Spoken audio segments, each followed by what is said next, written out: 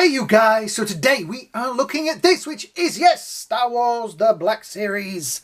Star Wars Visions number 1, the Ronin. I guess it's because it's the first one in the Visions.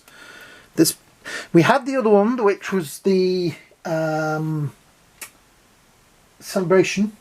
And I'm looking at the box because it's at the side of me, and that didn't have a number on it. But this one does, and it is 1. We have nice artwork down the side there of the Ronin. On the back, the mysterious Ronin became an unlikely hero to a small forest village when he defends them from a Sith bandit and her crew. I've listened to the audio, well, I've tried to listen to the audio book that they did of this. They did a book. Being dyslexic, I listen to audiobooks. And I've been trying to listen to the audiobook, and it's another one of those where I get so far through it and then I lose interest and start listening to something else. So the beginning of it is very good, but I do it with a lot of things. I need to start taking note of where I stop listening and start from that point again. But then if I do that, I don't remember what I was doing. Anyway, this action figure, Black Series. This is colour. The previous version, which I have down here, which I'll show you later in the video, was more black and white. Looking at the two of them, this one I feel has a solid cloak where the previous one had material. So that's probably the price skew difference, because the other one was slightly more expensive but was an exclusive to May the 4th, which then was available on Hasbro Pulse.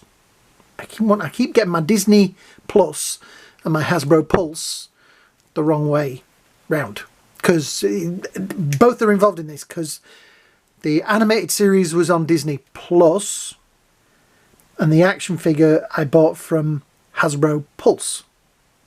I think I got that right. I think. Anyway, let's get on with the figure. So we have his weapons and things. Let's just get him out of the box. Yes, where's me stabby thing? So out of the box we have one of those. Oh, landed on top of my light. At the back we have kind of, I don't even see that. It is like the village, but it's literally just the top of some buildings and a mountain. And I hate taking them out because they're really hard to get back in again. But it would have been nice if they'd have put more of it in there than just that one bit. Anyway, we're not using the box. So yeah, this is a rubberized cloak. We have his weapons and things. Yeah, oh, right. It's very soft rubber. Let's see if we can get him out of here. Is he cable tied in? No. There he is. And these are sellotaped down. Get the stabby thing again. I need a new stabby thing. This one's busted. Oh, there's a bit on the top as well. Probably a bit on the side. Let's just do that. There we go. All the sellotape. Right, these are the weapons of choice. We have that, which is just a little bit of silver on the end there. It's pretty cool. Not a lot of detail. Then we have his main weapon, which I unplugged. So it does have a very nice hilt on it there, as you can see, with just a little bit of gold there. There is obviously a section there with a little bit of a gap, but you're not really going to notice it, I suppose. You're going to notice it now I mentioned it. The blade does come out. That is not detachable. It does have a little bit of a curve to it, but it's not quite as samurai as the Obi-Wan that I did. I'll put a link to the Obi-Wan at the end. But yeah, there's a little bit of a bend to it, but I'm sure you can straighten that. And then goes back in there. The hilt has that on the end, and a few little red dots, and that's the plug that hopefully I'm going to get in to the right hole. Now you hold that there. So out of the box with all his weapons attached, yeah, he looks good. I did pop that out of there, and I may have to get some glue and glue that back in at some point, but for now it's staying in. Face, that is a pretty good face. We have The hood obviously is a solid hood, so will not go up. But the other Ronin, I had a look, his hood was, this bit was material but glued down. This guy, obviously all of this is a rubber cloak. And we'll talk about that when I show you them together, but I have opinions. I have an opinion. Yeah, so this drapes at the front. It is pinless. There is little sections hidden underneath. Right, my main thing is I wish they'd have used a bit more colour. It's nice that we got a colour face. The gloves are brown. The socks, his feet are brown as well. But I just wish this cloak, or his undergarments maybe, the pants and the top had have been brown, just to vary the colour. Because in my head, in the animated series, he is just in grey. It's like black and white. It's a grey colour. So either they should have done this one with a sort of a grey tint, or done it with more of a brown. Do you understand what I'm meaning? The blade obviously does look good in his hand. This one I think I am probably going to leave this one with him posed like he's ready to fight. That to me is, because my other one, tell you what, it's time to bring him out. The other one has obviously this, which is a much more poseable cloak, so you can get that into much more. Also, they sit a lot better underneath there than they do on this one. I don't even know if they've actually got pegs on. Oh, they have got pegs. Is that pegged in? Yeah, they're pegged, and I did peg them that way around. This one also, the peg on his top there goes through and locks. That one is just sort of popped in. The cloak, as you can see, is much more fun. It's kind of bunched up while it was sat down there. It has more style to it, but that keeps flicking up because I've the way it's been sat down there for 10 minutes, it's kind of got out of shape. Yeah, there we go.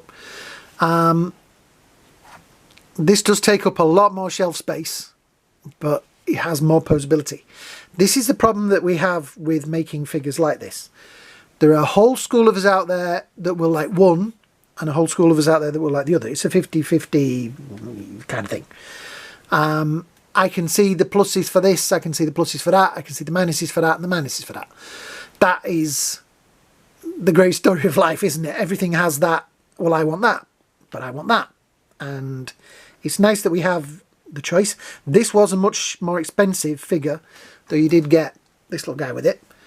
And it did come in a much fancier box, and it was supposed to be exclusive, which it was, but then this guy... So yeah, for one usage, this will probably be the more action-packed one on the shelf. They do have the same hands, yeah. This will probably be the one that I will pose with the more you want to fight me kind of look to it and all that. It is literally the same figure except for that cloak. These sit a lot better on here. It seems like the hole is higher up on this one. Like the pegs and things are different. But it literally looks like the same. There it seems to sit the same, but up here, maybe it is the same. It's just that the buckle sits slightly different. Can we move this? Yeah, that's what it is. That's going to sit where it is because that is pretty spot on. So which one is your favourite? Which camp do you fall into? Do you fall into the material and more posable? Because that does look far more exciting. But then that looks pretty cool. But then that would look nice if it had a bit more colour in it with the browns and things. But then that looks cool because it's... Oh, it's difficult, isn't it? I'm glad I've got them both. It means they can go on in different places and different shelves. If I was to say which one is my favourite... Oh, that is a difficult one because I like both. I like the colour. I like the the idea of that, but then I like the idea of that. Life choices. Modern world choices. It's sad. All the crap that's going in the world, and I'm sat here worrying about the colour of action figures. Anyway, yeah, which one is your favourite? Comments underneath. I'm going to say that thing that we always say, like, share, subscribe and all that. You know what to do. We'll put him in there. I do like this little guy. I don't know, will he be a figure that they'll put out on his own? Seeing as they've done this one, will they do one of him all by himself? Be interesting to see. I doubt they will. But he's just an R2 unit. I haven't got one of the new R2s yet, because there's a slightly bigger version, and I'm not sure which version this is, because all my Star Wars figures, my Black Series figures, are still in storage. They're over there in a box. This guy wasn't, because I did him after I put them into storage. So yeah. Yeah. All in all, I think this is a great figure. It is a great idea. I love the style of it. I love the look.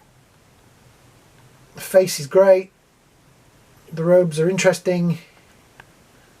Yeah, I just think we need more of the alternative kind of universe stuff. That is my bread and butter, as some people say. I don't know who says that, but somebody on here does. Yeah, this is the kind of thing that is my Star Wars. When I was a kid, I played with the figures. I had more fun playing with Hammerhead and, I would say Yak Face, but yeah, those characters, and making my own stories with characters that weren't in the movie. We all know the stories of Han, Luke and Leia, but we don't know the stories of the bloke stood at the back. And that was the fun things that I did as a kid. I say it like I grew up. I never did. So yeah, I'm going to wind this video up. As I always say at the end of these things, like, share, subscribe. Thank you so much for watching. Thank you so much for subscribing and all that stuff. It really does help the channel. I really want to get to 10,000 for Christmas. That would be the best Christmas present I could have. My birthday's November the 6th, so that would also be a great birthday present. Just advertising. So yeah, thanks for watching, guys. Hope you have a great day. Hope you have a great night. May the Force be with you always. I'll see you all in the next video. Bye now. I've done this video about 4 times. I really, really, really need to get my game together. But shh, don't tell anybody.